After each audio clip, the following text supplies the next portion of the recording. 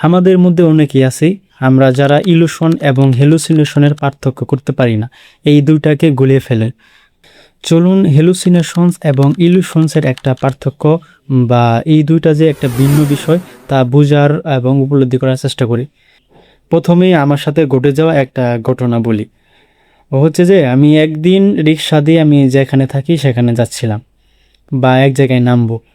তো রিক্সাওয়ালা মামাকে আমি বললাম, মামা ওই যে একটা লোক দেখা যাচ্ছে না, আমাকে ওই জায়গায় নামিয়ে দিবেন। তিনি বলো আচ্ছা ঠিক আছে।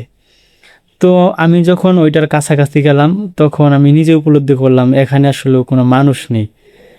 ও দেখলাম যে ওইটা একটা ব্যানার। তো রিক্সাওয়ালা মামাকে আমি বললাম, তো এখানে যে আপনার বললাম এখানে আসলে মানুষ নেই। তো তিনিও আমাকে বললেন, হ্যাঁ মামা আমিও তো এটাই কইতেছি যে আসলে এখানে তো কোনো মানুষ নেই। তো আমার কাছে ওই সময় মানে যখন রিক্সাওয়ালা মামাকে বললাম যে আমাকে ওইখানে নামাই দিবেন, তো তখন হয়েছে যে আমার কাছে ওইটা মনে হয়েছিল একটা মানুষ।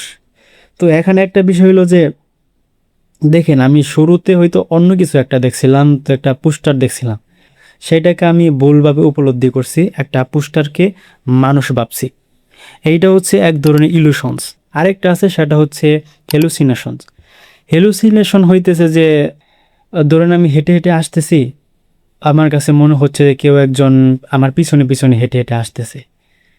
তো পিছন দিকে তাকানোর উপরে দেখলাম যে আসলে কোনো মানুষ নেই। এইটা হচ্ছে এক ধরনের হ্যালুসিনেশন।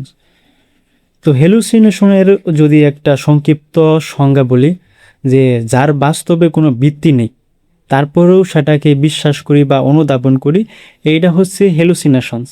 আর ইলিউশন হচ্ছে যে বাস্তবে ভিত্তি আছে তবে সেটাকে আমরা ব্যতিক্রমভাবে উপলব্ধি করি, এইটা হচ্ছে ইলিউশন। আশা করি এরপর থেকে হ্যালুসিনেশন এবং ইলিউশনের মধ্যে একটা যে উম, ঝামেলা সেটা আর থাকবে না।